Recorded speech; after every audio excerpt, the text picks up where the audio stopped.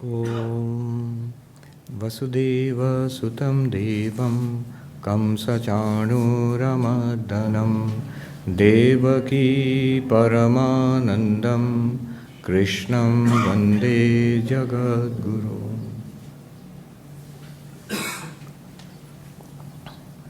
Sri Ramakrishna said that the goal of human life is God realization. Swami Vivekananda said the goal of human life is to manifest the divinity within us. Now, if we are asked that, our first reaction is, well, maybe that is the goal of human life. It should be the goal of human life, but that's not really my goal at the moment. What is my goal at the moment? My goal at the moment is, I guess I need to earn money and take care of the family and my job and my role in community, maintain good health, be happy in general. But all of those things, if you analyze, if you generalize, what are we trying to do? What we are trying to do is, we are trying to be happy, we're trying to overcome suffering, we're trying to attain happiness and peace. Attainment of happiness and overcoming suffering, that is our prime motivation. Whether you are doing it in a worldly sense or in a spiritual sense, the deep motivation, the underlying motivation is always the same. At first we think that there is happiness in these activities that we do in the world outside. I am unhappy. I think I'm poor, therefore I'm unhappy. If I become rich, if I earn so much money, I'll be happier. I think I am alone and I'm not married or I do not have friends, I'm unhappy. So if I have friends or I get married and have a family, then I'll be happy. I think because I am a very ordinary person, nobody knows me, nobody values me, therefore I'm unhappy. If I get name and fame, if I do something and become famous in some way, then I'll be happy if people know me and recognize me to be special. In all these ways, whatever the ways, we think we are actually pursuing happiness, and we think that this happiness lies outside. This Bhagavad Gita, it is also a book about how to become really happy, how to overcome suffering. Come on in, there's space here. Come. How to overcome suffering. But it tells us that what you are looking for, there is a way of becoming happy permanently, deeply so. There is a way of overcoming suffering permanently, completely transcending suffering. And that is the goal of the Bhagavad Gita. But it tells us this thing is not where you are looking for it. This thing which will give you real happiness, which will help you to overcome suffering, is within us. And that is called, whatever you call it, Atman, the self, Brahman, the absolute reality, God, whatever you call it. We are looking in the wrong place, in those external activities. So the Bhagavad Gita is what is called a moksha shastra, a scripture dealing with moksha. What is moksha? See, all the external activities, pursuits to get happiness from something outside, they are broadly classified under three heads. One is the pursuit of kama. Kama literally means pleasure. We pursue pleasure because we think that's what's going to give us happiness. Our first attempt at being happy, suppose I want a burst of happiness. So maybe I go out and eat a cookie, or I go out and meet a friend or something like that, which is giving me some pleasure. So pleasure is also, we're trying to get happiness through pleasure. That's one way.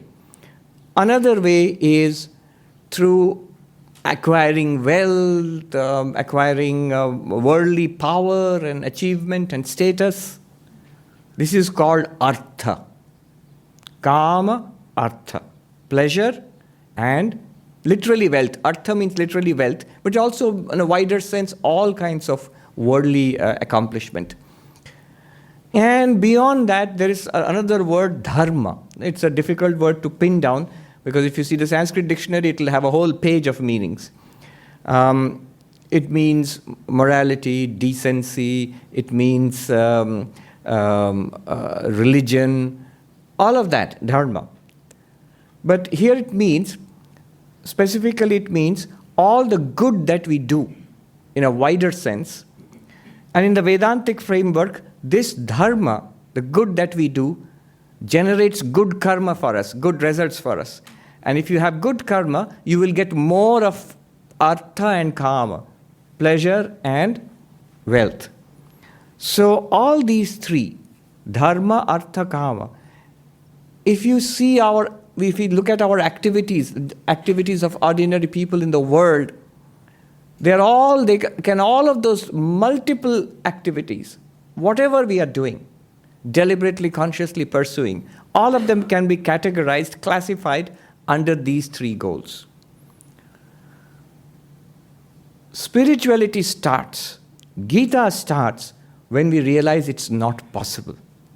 We have been trying and trying and trying, but we are unable to be really happy in those three pursuits.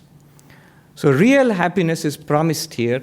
Religion begins, spirituality begins when we realize, when the promise of all spiritualities, promise of all religions, is that there is something, really something.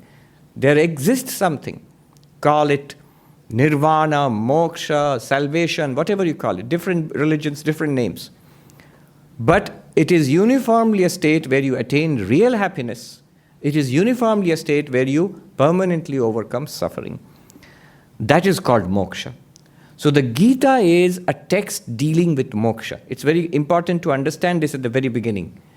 It's not really a text dealing with how to party and have fun in life. Not at all. It's not a text teaching you how to become multimillionaires. It might help, but it's not meant for that. So suppose somebody asks, well, if I do this, will it harm my career? Will I be able to rise high in the corporate ladder? The Gita does not promise you that. It's not meant for that. Don't worry, you will not slip down the corporate ladder, but this is not meant to teach you that. For that, you need to go to a career coach or something like that. Krishna is not doing that here. Krishna is not even talking about conventional religion. How do I worship God so that I get more of worldly things, more of worldly pleasure, more of worldly achievement? No. Krishna here in the Bhagavad Gita is teaching about moksha. The true spirituality, the attainment of true bliss, and overcoming of suffering.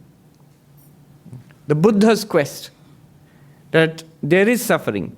Is there a solution to this suffering? That was the Buddha's quest. That is at the source of Buddhism. It's a similar thing here. So moksha, the book is about moksha. Why I'm saying this is that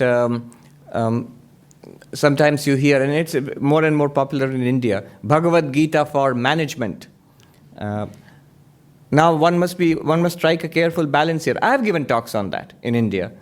But, and it's true, a lot of things which are said here are very wise and very useful for sustainable organizations, for a good family life, for a better personal life. They're all very useful, really, really good advice. But the point here is not better management or improving the bottom line or something like that, or any other thing even. It talks about food, which it's not about diet. It does talk about food. It's not about exercise. It does talk about the proper exercise or something. It's not even about stress management through meditation. It talks about meditation, but all of that it talks about for attainment of moksha, enlightenment, true spirituality. So that's one thing we have to keep in mind. What is this book about? Really, it is about that. Incidentally, it's not about war. It's an easy mistake to make in the modern time, especially in the West. Nobody makes this mistake in India. Though the story is set in the midst of a civil war, the great Mahabharata war, the epic. And literally this is taught in the battlefield. Arjuna drives the warrior prince, Krishna drives the warrior prince Arjuna's chariot. And so it's in the middle of the battlefield, just before the war is about to begin. And Krishna teaches Arjuna. So, is he encouraging him to fight? Is it about war? No, not at all. How do you know this if you ask? The Gita has a long tradition of commentaries, going back at least to depending on what we have, the texts which were available to us, it goes back at least 1400 years to Shankaracharya's commentary, the first available commentary which we have. But even Shankaracharya there mentions other older commentaries. Nowhere in any of the commentaries is it ever about warfare. Bhagavad Gita is never ever about nobody mentions Shankaracharya, Ramanuja, Madhva. For last 15 centuries people have been writing in India commentaries about it. Nobody even pays the least attention to the war itself. That's the context, that's the story. So it should be taken as symbolic. Your battle in life, the struggle in life that we have to face, how to lead life in the midst of this world. In fact, when you read the Gospel of Sri Ramakrishna, the Master Mahashaya, the author of the Gospel of Sri Ramakrishna, the first two questions he asks, really when they really have a proper conversation, the second visit, two questions he asks, the first two questions he asks, those are the essential questions of spiritual life. And they are the basic teachings of the Bhagavad Gita, the theme of the Bhagavad Gita. What are the two questions? M asks Sri Ramakrishna, how do I keep my mind on God? Number one. Number two, how do I live in this world? So, spirituality, that's one, the central idea, but also how do I manifest it? How do I carry on my life after that?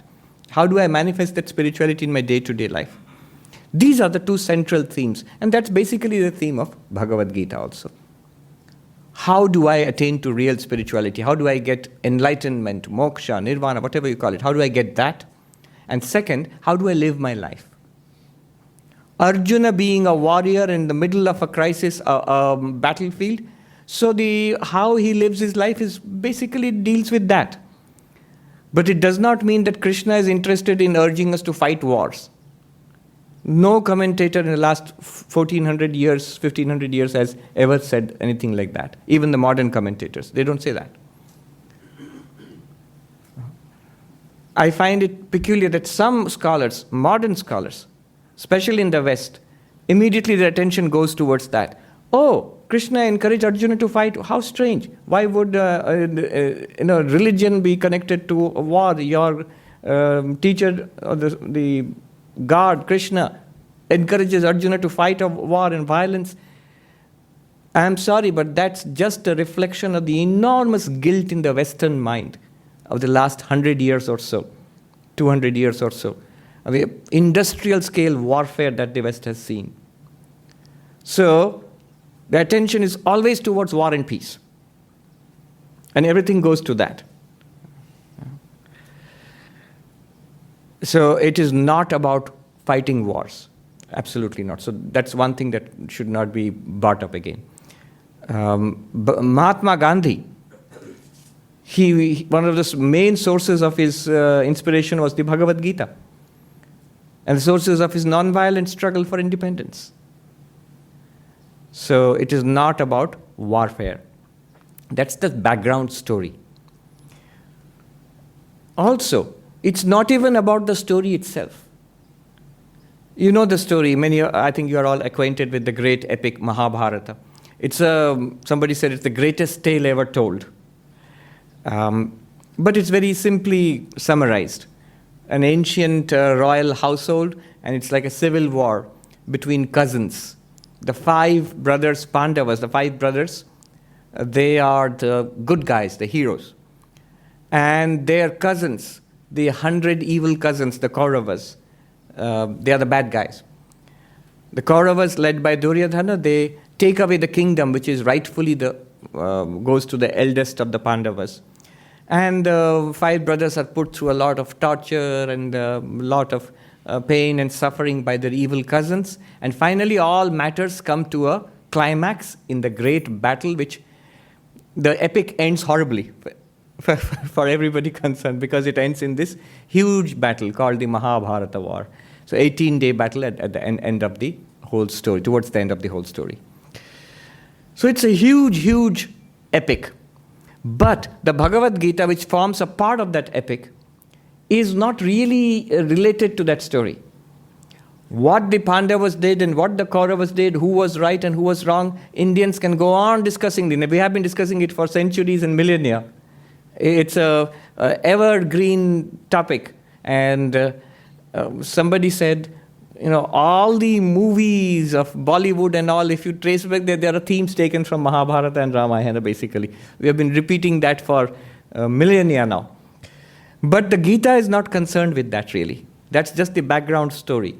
What happened in the war, who was right, who was wrong, that also does not interest us. Why would it interest us in 21st century, in Manhattan? Why would we study the Gita if it was some ancient, half-mythological story about princes in an ancient royal dynasty in India? Not interesting for us. So what it deals with is spirituality and our life here.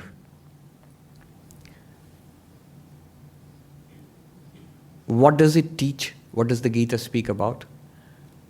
How to attain enlightenment, how to attain moksha, how to attain true happiness and go beyond suffering. How? Broadly, the main paths of spiritual practice. The path of knowledge, the path of meditation, the path of love, the path of service, path of work. Jnana Yoga, Bhakti Yoga, Karma Yoga, Raja Yoga. The 4 yogas which Vivekananda spoke about. These are the broad themes of the Bhagavad Gita. Krishna teaches this to Arjuna. And Bhagavad Gita is a beautiful book where all of these are harmonized. Sri Ramakrishna himself, was not particularly fond of book learning. He didn't think too highly of it. He would make fun of, he would call them mere scholars who just learn books by rote. But he really admired the Bhagavad Gita. So he would say in Bengali, Gita khub boi. Gita is a very good, is a great book. Gita is a great book. And he would say, if you say Gita 10 times, that is the essence of the Gita, what it becomes. Gita, what is Gita 10 times? If you quickly say Gita 10 times, Gita, Gita, Gita, it becomes Tagi. Gita, Gita, it becomes Tagi. Tagi literally means renunciation, Tyaga. So, giving up worldliness for spirituality, that renunciation, that is what is the essence of Bhagavad Gita. So that's what Sri Ramakrishna says. He summarizes that. So that's what it is about, the spiritual teachings of Krishna to Arjuna.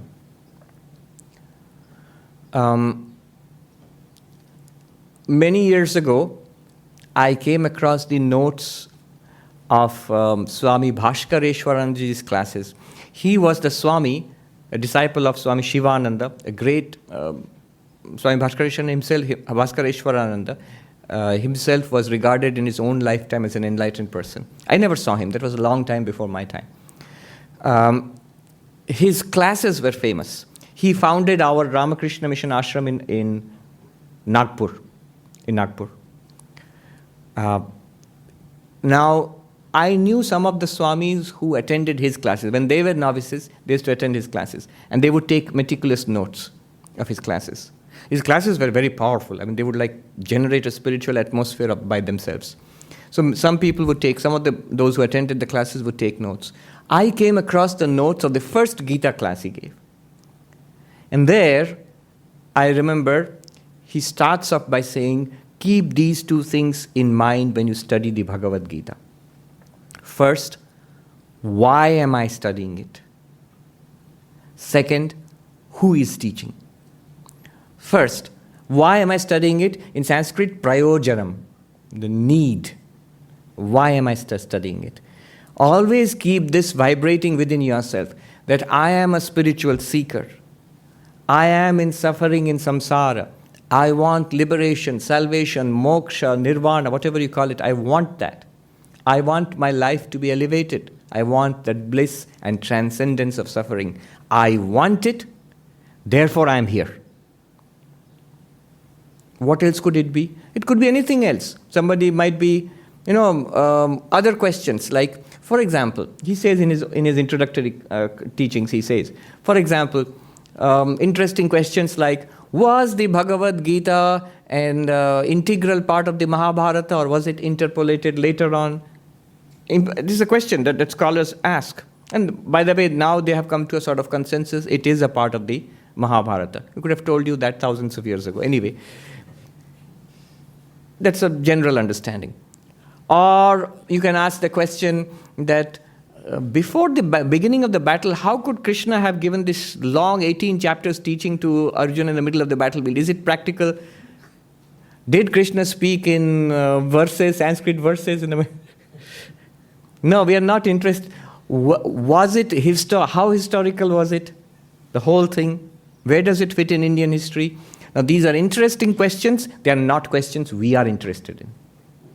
They're good, interesting things for scholars to research, but that's not going to be the focus of our study. The focus of our study is the spiritual teachings of Krishna to Arjuna, which we will use in our own lives for our own enlightenment. So that's what he mentions. Second is, keep in mind who is speaking. It's not a professor who's talking about his pet philosophy. It's not a pandit.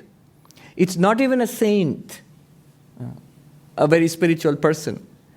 It is God himself, Bhagavan Krishna, who is telling us. Imagine if you could sit at the feet of the Buddha, at the feet of Jesus Christ, and listen directly to the teachings.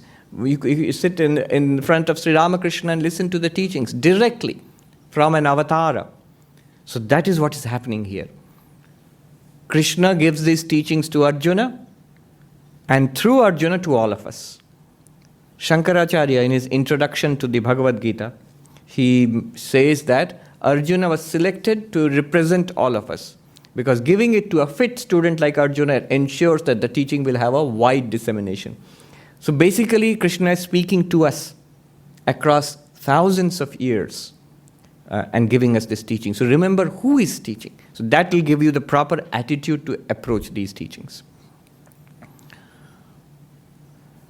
Now, the Bhagavad Gita forms a part of the root texts of Vedanta. What is Vedanta?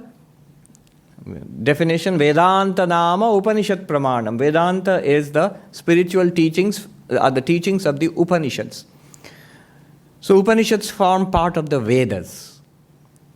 Because they form the final teachings of the Vedas, the end of the Vedas in one sense, or the highest teachings of the Vedas.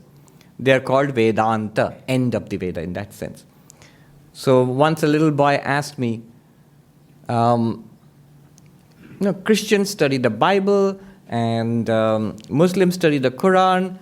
You say that for Hindus, the Vedas are the core texts, but we don't study the Vedas. Even the Upanishads, which form spiritual teachings of the Vedas, how many of us study that? Very little, very few. So I said to him, but you, and those kids were chanting the Gita daily, so you studied the Gita, right? He said, yes.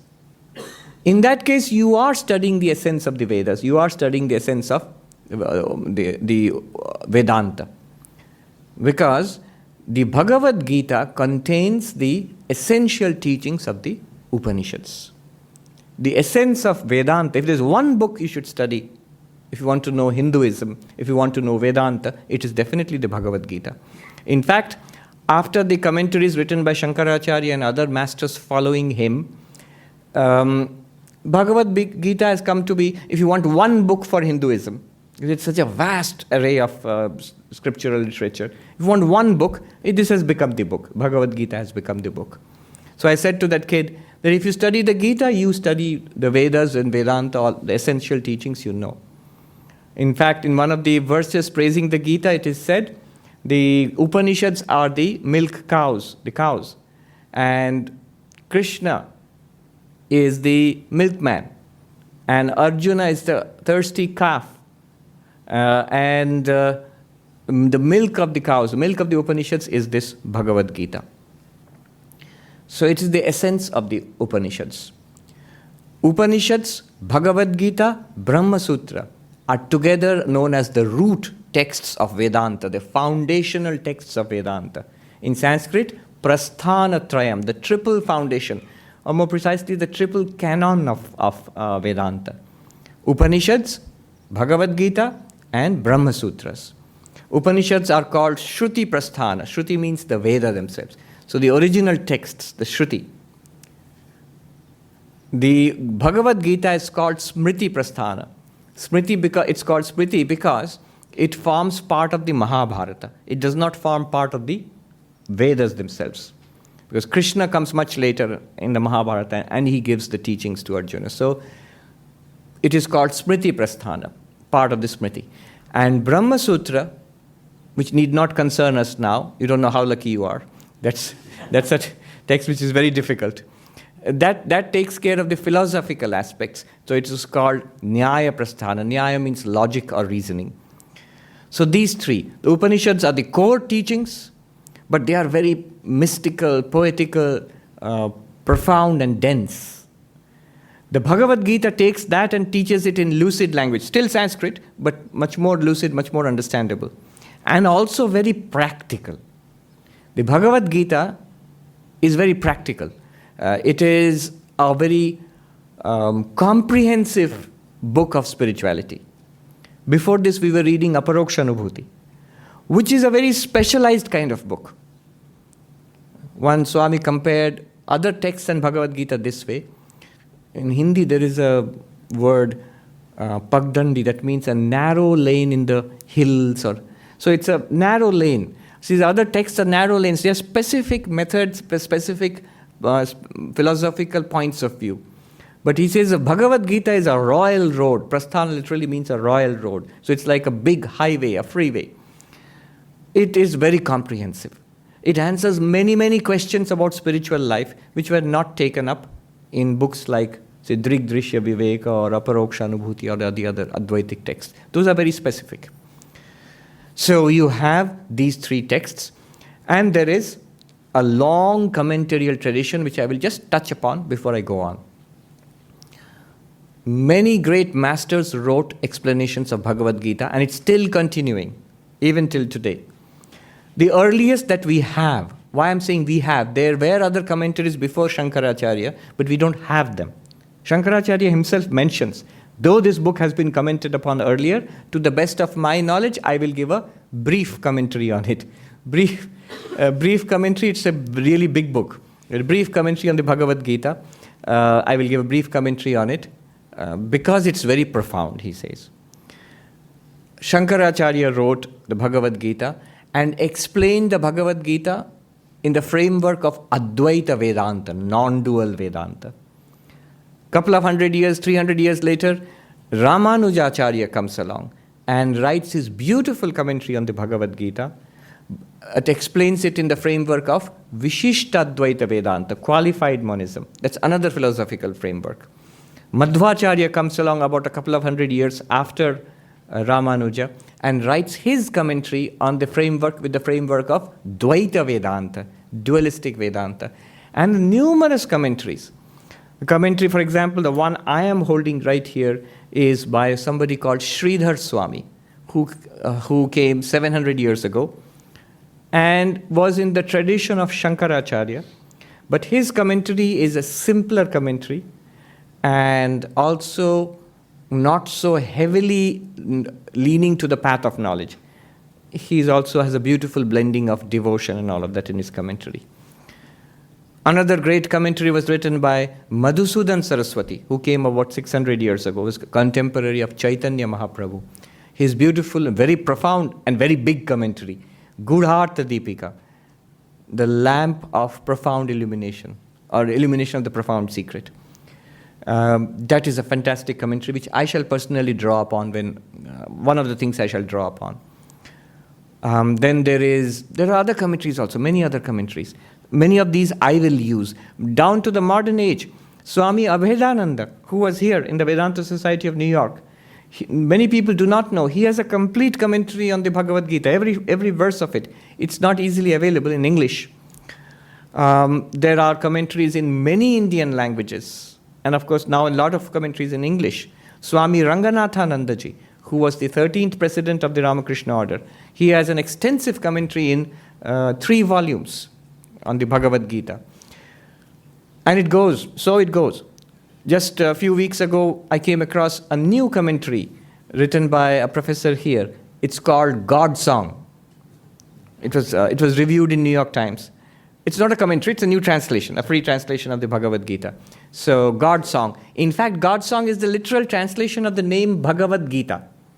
Bhagavad Gita, if you literally translate directly, the song of God or song of God, that's one way. Edwin Arnold said the song of God. But literally, if you translate it, it is God Song. So, I don't know why nobody thought of it earlier. It sounds nice. I heard Yale University this summer, Yale University is going to conduct a month-long camp, summer camp on the Bhagavad Gita. So a professor is going to teach that. It's limited to scholars who are enrolling for it. And they have taken up a project of collecting all English translation available all over the world of the Bhagavad Gita to make a new collection of Bhagavad Gita there in Yale University, in New Haven here. So it goes. And I'm sure there will be many more commentaries to come in the future. One question is sometimes raised by modern scholars is this. Taking up Shankaracharya's commentary, the most famous one. Shankaracharya, I have read, well-known scholars writing this. Shankaracharya tries to explain the Bhagavad Gita in terms of Advaita Vedanta, non-dual Vedanta. But very clearly the Bhagavad Gita is not a comfortable fit. Advaita Vedanta does not fit the Bhagavad Gita comfortably. Many things seem to be not quite in the line of thought of Advaita Vedanta. You see where this kind of thinking goes wrong. They think that the Bhagavad Gita has to fit to one particular worldview. Advaita Vedanta, Dvaita Vedanta, Vishishta Advaita. It cannot. It is the source of all of these. One Swami, Ram Sukdas, who wrote his beautiful commentary on Bhagavad Gita, one of the best ones in recent times, called Sadhak Sanjeevani, in Hindi. He was an expert on the Bhagavad Gita. He spent his whole life studying, meditating, teaching the Bhagavad Gita till the age of 104. He passed away a few years ago. His book, I had a copy in India, but it's so huge. It's this thick, and this big. So I couldn't get it here. But it's a nice commentary in Hindi. It's been translated into English also, I think. Anyhow, in his introduction, he says, the Bhagavad Gita is like a very deep and old well from which many people have drawn water. So, Shankaracharya takes a meaning out of it, Madhvacharya takes another meaning out of it, Ramanuja takes a meaning out of it, and the Bhagavad Gita equally supports all of them. See, the intellectual framework, a philosophical framework, comes later, downstream. Before that comes the revelation from God, from the teaching from God. Out of that, you want to fit it into a framework, that will come later. And that's fine. You are free to do that. So the great teachers have given different frameworks, and they are all valuable. They have beautiful insights. It's not that one is right and the other is wrong. You can get beautiful insights from not only from Shankara, but from Ramanuja, from Madhva, from all of the others, from Sridhara. So that's one more point I wanted to make. Now, before we start, the background story, as I said, it's known to all. The Mahabharata, the great war, is about to begin. And on one side are the good guys, Pandavas, and their advisor. God himself is their advisor. The 5 brothers. The third of them is Arjuna, the great hero of the whole battle, you might say. And Krishna decides to be his charioteer. And, the way Hindu epics are, there are stories and stories behind stories and stories behind those stories and so on. All these Hindu epics, the Puranas, they are huge books. And how they begin? How they're full of stories about some particular deity or some particular personality. But how they begin? They all begin from the beginning. The beginning means the creation of the universe. So it starts with God creating the universe, and then the story starts. So you can imagine they're all very, very long stories. Anyhow, how did Krishna come to be driving the chariot, the war chariot of Arjuna? The story goes that Krishna, who by that time has its own kingdom, the two opposing forces, the evil ones led by Duryodhana and the good ones, Arjuna, both of them went to Krishna to ask for his help. Now here, these stories show the difference between spirituality and worldliness.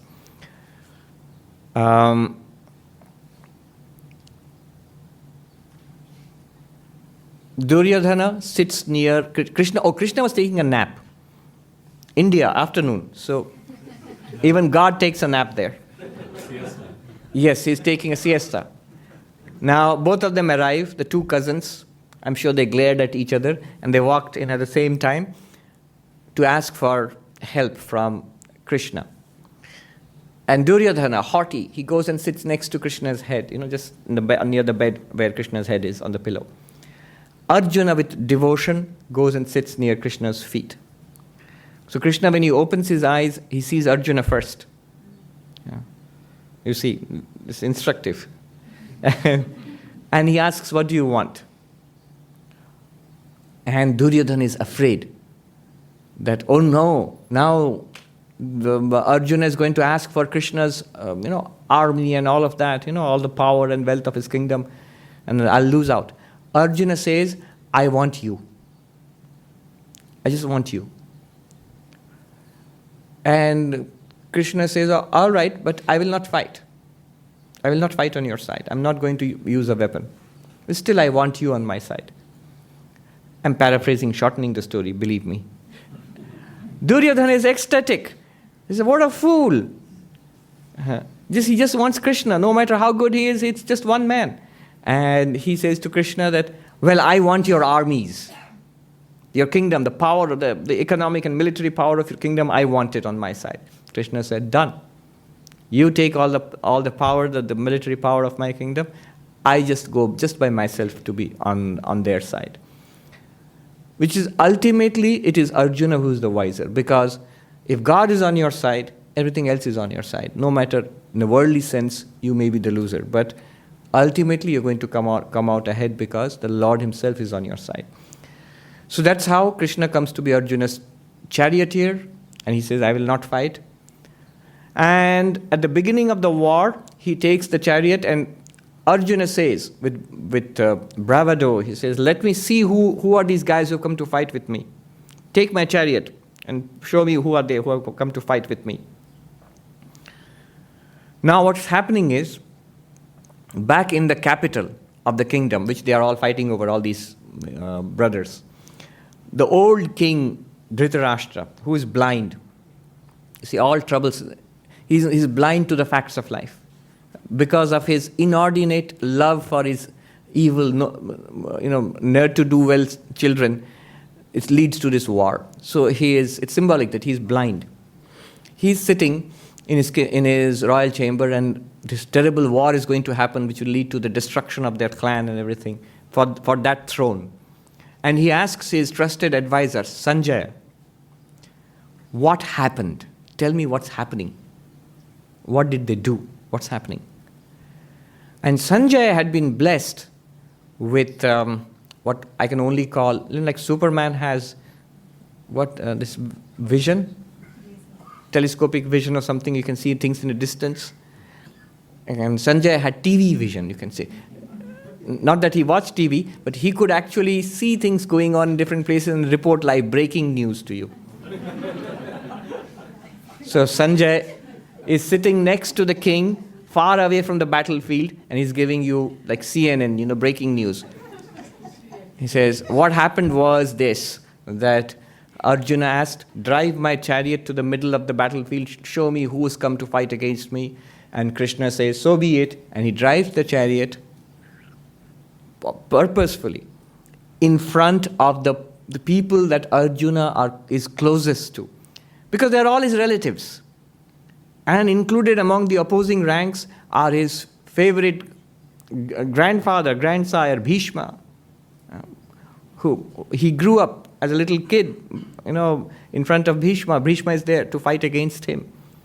Drona, his master, his teacher. Kripacharya, Dronacharya, his teachers. And he sees He says, I see all of these people. Arjuna is stunned. He suddenly realizes what he is going to do.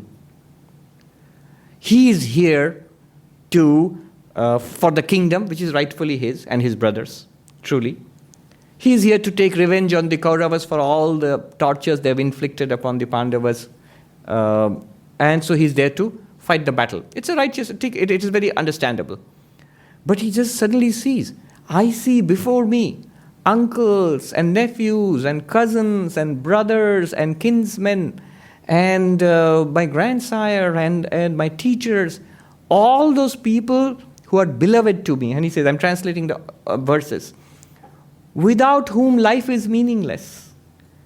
And here I am to grab the kingdom by killing my near and dear ones. What is this I'm doing? No matter the cause is right, because they were evildoers, and it is his duty as a warrior to protect society from the bad guys. But still, what's the point? Even if I win this terrible battle, it'll be an empty victory, because those people for whom I would want the kingdom, they'll all be dead. So why am I fighting this battle? This is very bad. This is evil. It will lead to suffering and death in the clan, and the royal family will be dissolved. I won't fight. So the first chapter, by the way, we are not going to study the first chapter. The first chapter sets the tone. The Bhagavad Gita itself has 18 chapters with 700 verses. There's a little difference there. One verse may be extra or less, depending on the version you have, but that comes later. That will be much, much later. That happens in the 13th chapter. Anyhow, basically 700 verses divided into 18 chapters, but the first chapter, with 40 or little more than 40 verses, 47 verses I think, has just the background. Yes, 47 verses. The context in which Arjuna says, I see such and such person, he names them. So it's a huge army of hundreds of thousands of people, so you can see the list is long. So he names them, and he says, I don't want to fight against them. It's not worth it. And he drops his bow and arrow, and he sits down in frustration, in sorrow. On one hand, he knows it's the right thing to do. On the other hand, he can't bring himself to do it. Krishna keeps silent. He's telling all this to Krishna. And remember, all of this is being reported by Sanjaya to Dhritarashtra, live. Once in a while, the scene will shift back to the courtroom, the royal court of Dhritarashtra, where the old king is sitting desolate, and his reporter is telling him, this is happening, this is happening. Then it shifts back to the battlefield again. It's very dramatic. The drama is tremendous. I mean, in the 11th chapter, before that, Krishna has revealed himself to be an avatar, incarnation of God. Arjuna says, I believe you, that you are an incarnation of God. But I would like to see for myself.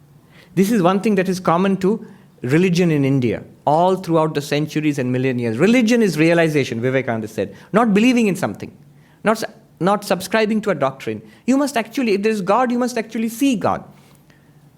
So, like Narendranath goes to Sri Ramakrishna and says, have you seen God? Arjuna asks that same question. Thousands of years ago, he asked the same question.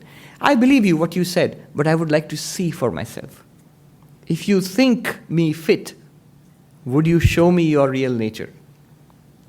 You look like a human being now, but you say that you are an incarnation of God. Would you show me your real nature? And there's tremendous drama, and what poetry. 11th chapter of the Bhagavad Gita, Krishna says, yes, I will show you. And he does. There's a famous story of Oppenheimer, the great atom bomb scientist. When the first atom bomb exploded, he actually chanted from the 11th chapter of the Bhagavad Gita that I come with the brightness of 1,000 suns. I come as time, the destroyer of all. So, what a description of the vision of God. But it just terrifies Arjuna. So, there's a lot of drama there. At the end of the first chapter, Krishna has not spoken a single word. Arjuna is now caught in a dilemma. He doesn't want to do it, but he knows he should do it because it's his duty to protect the good, fight against evil, and so on. Then Krishna sees what nowadays is called a teachable moment. Yes. So Krishna uses this as the teachable moment. Now Krishna will start teaching. One interesting thing you note, Krishna does not tell him straight away, you should fight this battle, those guys are bad guys and fight them. Those are secondary things. He teaches him Vedanta. Arjuna asks something else. This is my dilemma, what do I do? Krishna does not answer that directly. He says, he first teaches him Vedanta. So that is the purpose, that is the context is this, but the purpose of the text is to teach Vedanta to Arjuna and through Arjuna to all of us, so that we can apply it in our lives. So the second chapter starts with Krishna beginning to speak. Second chapter is one of the two chapters are very important in the Bhagavad Gita. The second one, where Krishna tells basically what he wants to say, he has said. The second chapter, the whole chapter, he teaches first Jnana Yoga, the path of knowledge leading to enlightenment directly. He comes straight to the point. And then he teaches Karma Yoga. Basically, you can say these are the two answers, in detailed answers to the questions that M asks Sri Ramakrishna. How do I get God? How do I keep my mind on God? And the second question was, how do I live in this world? And the answers are Jnana Yoga, the path of knowledge, and Karma Yoga, the path of action. And finally, the last part of the second chapter will be an enlightened person who gets this enlightenment you're speaking about, sthita pragya, of firm wisdom, established enlightenment. What is this person like? Okay, what's it like to be enlightened? That's the question that Arjuna asks. Then the other important chapter is the last one, 18th chapter. So these two are very important. But in between, then what about the other 16 chapters in between? 15 chapters in between. What are they? Arjuna asks a question and for clarification. And you will often find those are our questions. Arjuna asks questions, that what we are thinking. Literally, he takes it from us and he asks the question. You can see that how he is questioning on our behalf. So, and Krishna answers, and each of them becomes a chapter. So that's how it will go. We are going to pick up from the second chapter. And we are not being lazy, because Shankaracharya himself, in his commentary, he starts from the 10th verse of the second chapter, when Krishna actually starts teaching Vedanta. From that verse, he starts there. He ignores the first chapter and also the first 10 verses of the second chapter. But we are going to start from the first verse of the second chapter. Before we do that, because we are starting Bhagavad Gita, it's a very auspicious time today.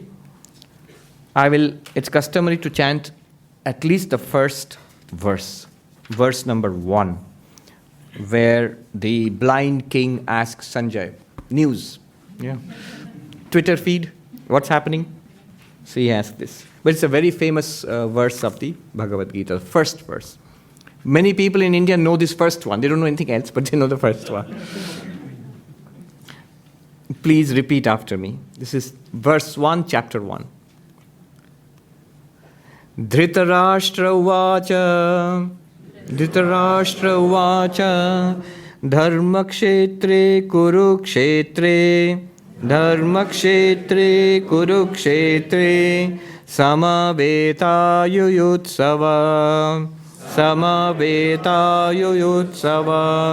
Mamaka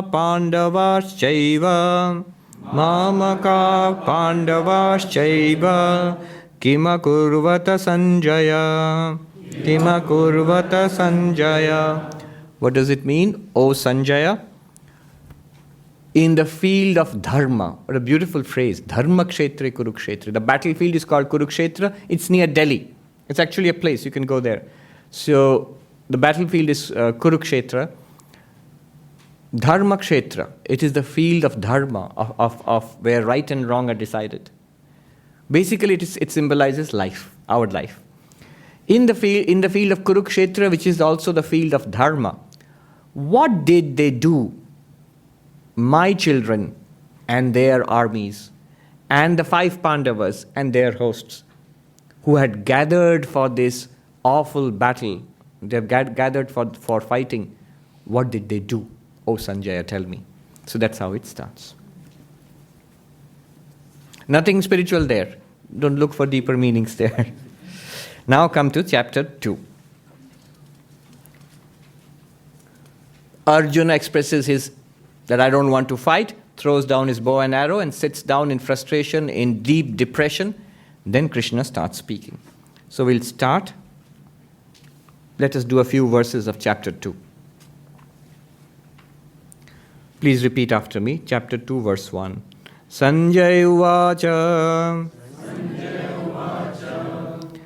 Tam tatha kripaya vishtam Ashrupurna kulekshanam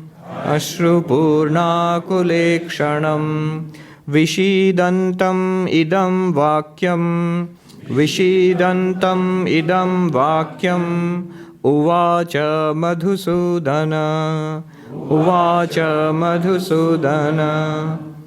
So Sanjay takes up the commentary.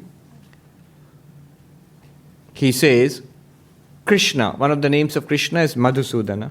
Krishna, to that person, Arjuna, who was grieving, who was nearly in tears, who had sat down in depression, to him, who was overcome with pity and grieving, with eyes filled with tears and agitated.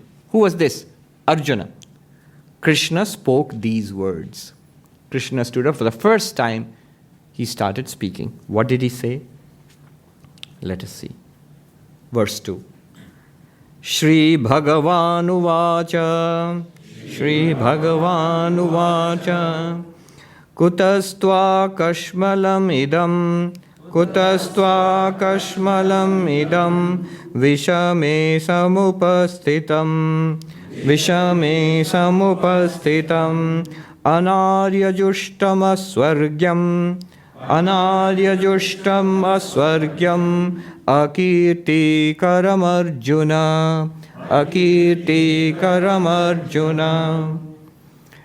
Sri Bhagavan Uvacha means the blessed Lord spoke. What did he say? The first words are not Vedanta, they're common sense. He's not going directly into the teaching. What does he say? He says, what's wrong with you? In this terrible danger, Vishame, in this danger, we are in it's not, you're not sitting on a couch and doing armchair philosophy. You're in the midst of terrible danger. The war is about to start. In the middle of this, with calls for action, what are you doing? How are you overcome by this weakness, this despondency? Anarya Jushtam, not fit of a noble person like you. Aswargyam, it is not conducive to heaven. The idea was a warrior, a kshatriya, if he does a duty of fighting in the battle, even if he's killed, he goes to heaven. So that because he's done his duty to protect the weak against the evil. But this is, you're failing in your duty, so you will not, it is not productive of heaven. You will not go to heaven after death. And in this world, akirtikaram, it leads to ill repute. Your reputation. In English, your name is mud. Your name. You are one of the greatest warriors of our times. And everybody knows what a great warrior you are. And if you do this, if people see that you're doing this, what will they say about you? Not just now. In centuries to come. In the 21st century, in the Vedanta society, in Manhattan, they will make fun of you. So it's forever you're going to be, the ill fame will follow you around. Akirtikaram. So neither in this world nor in the next, this is not good for you, what you are doing. Why did he do this? Krishna is very wise. He knows that Arjuna has not had his say yet. You see, what we do is, we suffer in the world and we think we know the solution. Okay, I'm suffering poverty, I need money. I'm suffering of this person, I divorce this person. So in this way, I know this is the cause of suffering. None of them really are the cause of suffering. The cause of suffering is internal because I do not know the true nature within. But I think that is the cause of suffering. And I keep making adjustments in the world outside. ultimately I'll realize that this is not the way to true happiness. Then I'm helpless. There are terms for this. Karpanya. Karpanya means helplessness. Then I'm helpless. I don't know. I really honestly don't know what to do. Then I turn to the spiritual path and ask for help. So he has not yet asked for help. He's still in the first stage. He is in trouble. He is a mess. But he thinks he knows what is right. What is right is not to fight this war, though that's what we have all been building up to this. But no, I make a sudden change in the plans. I'm going to give all of this up and run away from the battlefield. That's the solution. That's what he thinks. Though deep inside he knows that's also not the solution. But he doesn't know what is the solution then. What's the point of it all? So he has not yet reached the point of helplessness. He has not asked for advice. And Krishna is very wise. He never gives advice unless you ask for it. And ask for it, first you surrender, that I don't know what's good for me. Would you tell me? And I'll listen to your words with respect and practice them in my life. Then he speaks. We are very free with our advice.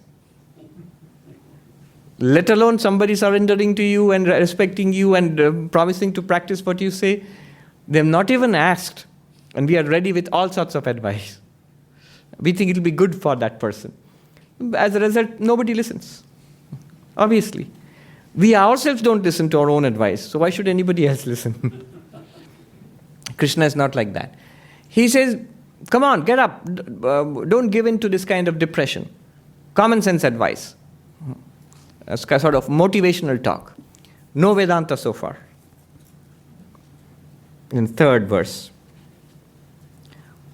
Klaivyam asma gamah partha, klaivyam asma gamah partha, naitattvai upapadyate, naitattvai upapadyate, kshudram hridaya daurbalyam, kshudram hridaya daurbalyam, tyaktvottishta parantapa, tyaktvottishta parantapa. He calls Arjuna. They had many names at that time. So do we. These days also people have one name for Facebook, one name for... Different names are there. So like that, Arjuna, Partha is one name for Arjuna. Another one name Krishna uses is Parantapa, the scorcher of foes. Very psychological here. So he says that don't yield to weakness. Don't yield to unmanliness. It is not worthy of you. Shake off this small, petty faint-heartedness. Arise. Take action, O scorcher of foes. Again seems to be a straightforward case of, like a pep talk a coach would give before a big game. But Swami Vivekananda thought that this is a very, very important verse. He gave tremendous importance to this verse. I think it's one of the most important verses in the whole Bhagavad Gita. And why? He says, unless you make up your mind to take action to make your life better, nobody in the world can help you. No Krishna, no Christ, no Ramakrishna, no Buddha, nobody can help you. No Gita, Bible, or any of the, or say like Tony Robbins or somebody. Nobody can help you. Unless you take the first step, I am willing to change. My life is, I am suffering, I don't want to put up with this anymore, I am willing to take action. I am willing to stand up. Yes, I will receive help. If you want to, I want help from you, but I am willing to change. Unless that comes, it will not work. Nothing is going to work. That's why Swami Vivekananda, he powerfully said this. The old religion said, he who does not believe in God is an atheist. The new religion says, he who does not believe in himself is an atheist. This conviction, Arjuna lost all faith in himself. This conviction that, all right, things are bad, I can make things better. Let me learn, let me put it into practice, things will improve. Take action. Get up and start doing. Don't be paralyzed. Our Swamis used to tell us in so many interesting ways. Early morning, we had to get up very early in the monastery there. Don't lie in bed thinking, should I get up or should I not get up? Jump out of bed immediately. We do usually the opposite. That clock used to be there with the button. Yeah, we would snooze. Yeah, nowadays snooze button is there. Earlier, those alarm clocks, when we saw that they were like actually physical alarm clocks, and they would make a great racket. Nowadays, there's soothing tunes and jingles they play, but it would shake and make a great racket, and you would slam it down. One Swami told me that what he did when he first became a monk as a novice, he took the alarm clock, so it was not working, but he would just open his eyes. It's early in the morning, 3:30 in the morning. He'd open his eyes and just put it on, shut off the alarm and go back to sleep. So, yeah, it would sound something like that.